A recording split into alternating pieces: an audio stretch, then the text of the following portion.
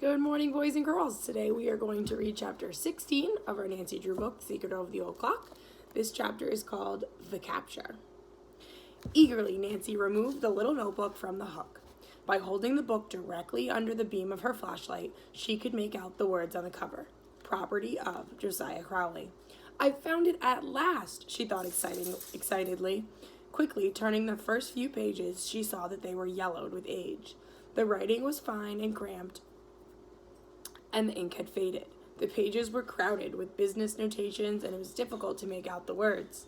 Nancy was thrilled, for she was positive that this notebook would disclose what Josiah Crowley had done with his last will. Yet she realized that she could not hope to read through the book without a considerable loss of precious time. She must not delay another instant in reporting to the police. "I'll read the notebook later," she decided, and tucked it into her pocket. Then she put the clock back together. Hurriedly, laying the timepiece back in the car seat, Nancy covered it with her coat and slid behind the wheel. Starting the engine, she swung the convertible onto the highway. Nancy cast an anxious glance in the direction of which the thieves had taken, and watched for side roads down which the men might turn to avoid the main highway. "Perhaps I'd better phone the police station from the first service station or store that I come to." And suddenly she noticed a sign, "Alternate route to Garwin, main road under repair." Reaching the intersection, she stopped to see if the familiar tire marks of the van indicated that they'd turned onto this dirt road. It had. "Now, what shall I do?" Nancy debated as she saw the car coming toward her. Her hopes soared. She could not be mistaken. It was the police prowl car with a red revolving roof lights. Instantly, Nancy grabbed her own flashlight and jumped from the car. Standing at the side of the road, she waved her light, and in a few minutes, the police sedan stopped. "I'm Nancy Drew," she said hurriedly to the two men inside. "Are you looking for the furniture thieves in the van?" "Yes, we are. You're the girl who reported them." Nancy nodded, then pointed down the side road. "I think those are their tire marks. The men were at the Black Horse Inn, but left." "You can identify them?" the driver asked. "Oh, yes." "Then please follow us. I'll radio for a car to approach the thieves' van from the other end of the road." The police car sped down the bad road to Garwin, with Nancy following close behind. They rode for several miles. "Oh dear," thought Nancy, "I must have been wrong. We should have overtaken the van by now." Another 10 minutes passed. Then unexpectedly she caught a glimpse of a red taillight on the road far ahead. "It must be the van," Nancy told herself hopefully. "The light doesn't appear to be moving fast enough for an automobile." Evidently the police were of the same opinion, for at the moment their cars slowed down. Nancy figured they would not stop the van until they saw the other police car arriving from the opposite direction. A few moments later, she could see headlights in the distance. The squad car in front of Nancy now sped up and pulled alongside the van. "Pull over," one of the officers shouted to the man in the cab. Instead of doing so, the van put on a burst of speed.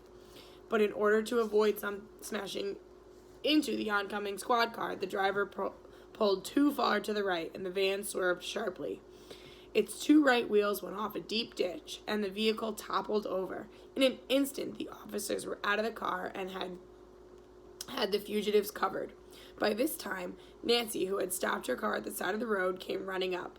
One of the officers turned to her and asked, "Can you identify these men?" As a light was flashed upon each of the thieves in turn, Nancy nodded. "This one is Sid, who locked me in the closet," she declared, pointing to the leader. "The others are Jake and Parky." The prisoners stared in complete disbelief. They were astounded to see Nancy Drew standing there. When it dawned on Sid that she evidently was responsible for their capture, he started to say something, then changed his mind and remained silent. The prisoners were quickly identified from licenses and other papers as wanted criminals. One of the other officers opened the rear of the van and asked Nancy if she could identify the stolen furniture. "Some of it," she replied. "The desk was taken from the room which I was locked in the closet." "Good enough," said the trooper. "These men will get long sentences for this. They'll be held on several charges. Are you willing to go with us and prefer charges against them?" "Yes, if it's necessary." Nancy promised reluctantly, "But I don't live in this county, and I'm eager to get home right away." Don't you have enough evidence against them? I think they're the same men who stole several silver heirlooms from the Turner sisters. Sid and his companions winced, but did not speak. I see, said the trooper. Well, I guess there's no need for you to go to headquarters now, the officer admitted. I'll take your address, and if your testimony should be requested, I'll get in touch with you. When Nancy showed her driver's license as identification, the policeman glanced at her with new interest. Taking her aside, he said, So you're the daughter of Carson Drew. I see you're following in his footsteps. Starting rather young, aren't you? Nancy laughed. It was only by accident that I arrived at the Tompum bungalow at the critical moment, she protested modestly. Not many girls would have used their wits the way you did, the officer observed. Unless I'm mistaken, these fellows are old hands at this game. They're no doubt the men who have been stealing various things from around Moon Lake for a number of seasons. The residents will be mighty grateful for what you have done. And that Mrs. Tompum you spoke of, she ought to give you a liberal reward for saving her household goods. Nancy shook her head. I don't want a reward. I really don't. Just the same, you've earned one, insisted the officer who said his name was Cowan. If you'd like, I'll tell my chief the whole story, and he'll take the matter up with Mrs. Tompum. You don't know her, Nancy remarked, and I do. She'll never offer a reward. Even if she did, though, I wouldn't accept it. After a slight pause, she added, In fact, I prefer that my name not be mentioned to her at all. Officer Cohen shook his head in disbelief. Well, all right then. If you're sure you don't want any credit for capturing the thieves, I won't say anything. You're certain? I am, Nancy replied firmly, for a particular reason of my own. The trooper smiled. It must be a mighty good one. There is one favor you might do me, said Nancy. Ask your chief to put in a good word for the caretaker, Jeff Tucker, to the Tompums. Perhaps then he won't lose his job. Be glad to, Officer Cohen promised, and if you're really anxious not to figure in the case, I'll see if we can get along without your testimony. Nancy thanked him, then suddenly thought of the old clock. At the moment, it was lying in the front seat of her car, less than a dozen yards away. Should she reveal this information? She decided against doing so in front of the thieves, who, though they could not hear what she had been saying, could see everything plainly. I'll wait until a more opportune time, Nancy concluded.